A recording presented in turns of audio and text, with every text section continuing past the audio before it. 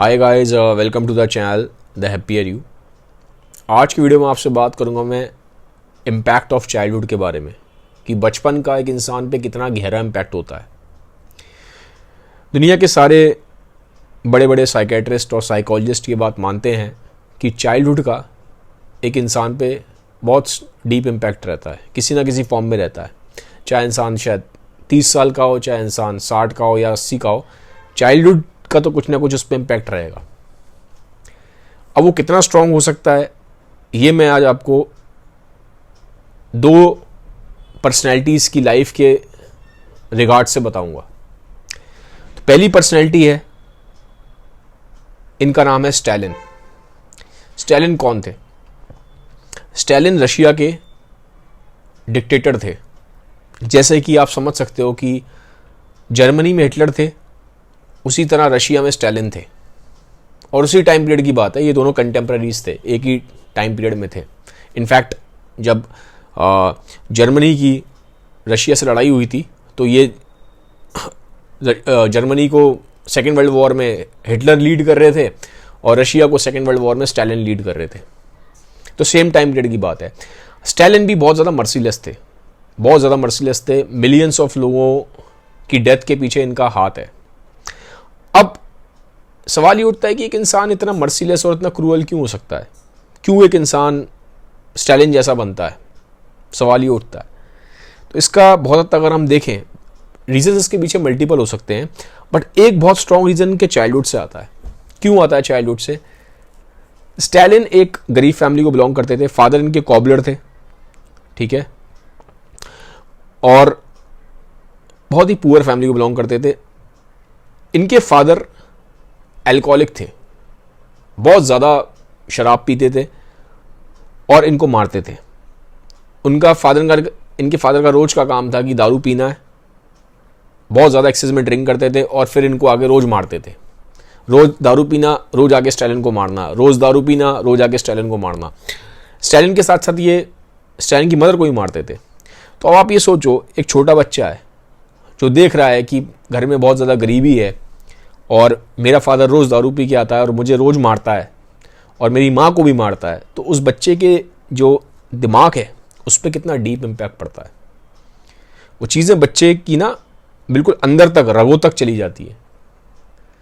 तो वो जो क्रूएलिटी थी, वो जो मर्सीलेसनेस थी, उनके अंदर ये चीज़ बैठ गई कि यार ये जो मेरा बाप है ये मेरे पे दया नहीं करता, ये वर्ल्ड तो बहुत ही ज़्यादा क्रूअल है, ये वर्ल्ड तो बहुत ही ज़्यादा मर्सीलेस है। रोज़ मेरा बाप आता है, रोज़ मुझे मारता है, मैं तो बच्चा हूँ, मुझे रोज़ मारता रहता है, रोज़ पीता है, रोज़ मुझे मारता है, मेरी माँ को भी मारता है, जो कि सारे काम करती है, घर का खाना बनाती है, मेरा ध्यान रखती है, मेरे बाप का ध्यान रखती है, फिर भी आके मारता है। तो बच्चा क्या हो गया, एक तरीके से उसके अंदर एक एंगर जनरेट हो जाता है कि क्या है ये दुनिया, इतनी क्रूएलिटी, इतनी मर्सीलेसनेस। तो वहाँ से ना उसके अंदर, उसके ज़हन में, उसके दिमाग में ये चीज़ बैठती गई। और जब वो बड़ा हुआ तो उसने वो उस एंगर को ना चैनलाइज कर दिया। उसने कहा कि मैं भी, उसके अंदर फिर वो टफनेस आ गई। उसने कहा कि मैं भी आगे जाके ना बदला लूँगा। और फिर उसने बदला कैसे लिया? वो बदला उसने लाखों लोगों को मौत के घाट उतार के लिया। तो चाइल्डहुड से उसका इम्पैक्ट है डिक्टेटर का। तो ये तो मैंने आपको एक विलेन की स्टोरी सुनाई है। ये विलेन है, नेगेटिव कैरेक्टर है। अब मैं आपको एक स्टोरी और सुनाता हूँ। अब ये जो स्टोरी है, ये एक बहुत ही पॉजिटिव कैरेक्टर की है, एक हीरो कैरेक्टर की है, एक हीरो टाइप का इंसान, एक बहुत ही पॉजिटिव इंसान, एक ऐसा इंसान जिसने दुनिया को बहुत हद तक बदल के रख दिया पॉजिटिव सेंस में। बहुत ही हाईली क्रिएटिव आदमी, बहुत ही इमेजिनेटिव आदमी और एक इन्वेंटर जो नया आविष्कार करता है, उस टाइप का आदमी। जी हाँ, तो ये हीरो हैं स्टीव जॉब्स। हम सब जानते हैं स्टीव जॉब्स के बारे में कि कितनी उन्होंने ज़बरदस्त तरीके से उन्होंने दुनिया को एक पॉजिटिव वे में, एक अच्छे तरीके से बदला है। तो अब जब हम बात करते हैं एक हीरोइक पर्सनैलिटी के बारे में, स्टीव जॉब्स के बारे में, तो यहाँ पे हमें ये देखना पड़ेगा कि उन चाइल्डहुड का इम्पैक्ट उन पे भी रहा है। कैसे रहा है चाइल्डहुड का इम्पैक्ट उन पे? स्टीव जॉब्स एक एडॉप्टेड चाइल्ड थे और उनको ये बात पता थी कि वो एडॉप्टेड है, ठीक है। तो बचपन में जब वो खेलते थे बाहर, तो जो उनके आसपास के जो बच्चे थे वो उनको बोलते थे कि स्टीव तुम एक अबैंडन्ड चाइल्ड हो, ठीक है, तुम एक अडॉप्टेड और तुम एक अबैंडन्ड चाइल्ड हो। अबैंडन्ड मतलब एक तरीके से तुम्हें डिस्कार्ड किया गया, तुम्हारे पेरेंट्स ने तुम्हें डिस्कार्ड करा है। जो ओरिजिनल पेरेंट्स थे, बायोलॉजिकल पेरेंट्स थे, उन्होंने तुम्हें अबैंडन कर दिया है, उन्होंने तुम्हें डिस्कार्ड कर दिया। तो ये चीज़ ना स्टीव जॉब्स को बड़ी हर्ट कर गई। तो रोते हुए घर के अंदर आए, चीखते चिल्लाते हुए। उनके अडॉप्टेड पेरेंट्स ने पूछा क्या हुआ, उनकी माँ ने पूछा, जो उनकी जिन्होंने इनको अडॉप्ट किया था, तो उन्होंने पूछा कि स्टीव क्या हुआ। तो उसने बताया रोते रोते कि मैं एक अबैंडन्ड चाइल्ड हूँ, मेरे बायोलॉजिकल पेरेंट्स ने मुझे छोड़ दिया। तो उस घटना का असर ना स्टीव पे पूरी लाइफ लॉन्ग रहा है। लाइफ लॉन्ग वो उस चीज़ को लेके परेशान रहे कि वो एक अबैंडन्ड चाइल्ड है, उनके बायोलॉजिकल पेरेंट्स ने उनको अडॉप्शन के लिए रख दिया था, उनको छोड़ दिया, डिस्कार्ड कर दिया। इतना ज़्यादा गहरा इम्पैक्ट था स्टीव पे इस चीज़ का कि जब वो बड़े हुए तो जैसे अगर वो मीटिंग में हैं कहीं, तो मीटिंग में एकदम से बात करते करते चीखना चिल्लाना स्टार्ट कर देंगे। बात कर रहे हैं और अगर आप उनको समझ में नहीं आए तो पोलाइट वे में कभी नहीं बोलते आदमी को, चीखते चिल्लाते हैं एकदम से बात कर रहे हैं, चीखना चिल्लाना शुरू कर देंगे, एकदम से फिर थोड़ी देर बाद रोना शुरू कर देंगे, एकदम से बहुत हाई पिच में अपना आपा खो देंगे, पूरा टेम्परामेंट एकदम आउट हो जाएगा। बात कर रहा है आदमी, एकदम से चीखेंगे चिल्लाएंगे, ऐसा लगता है जैसे कोई शैतान आ गया उनके अंदर, और फिर इमीडिएटली अगले मोमेंट पे रोना स्टार्ट कर देते हैं। तो extreme of emotions Steve job की पर्सनैलिटी में देखने को मिला। तो मैं जब उनकी बायोग्राफी पढ़ रहा था जॉब्स की, तो उसमें ये भी बोला गया था कि शायद इनको बाइपोलर डिसऑर्डर था।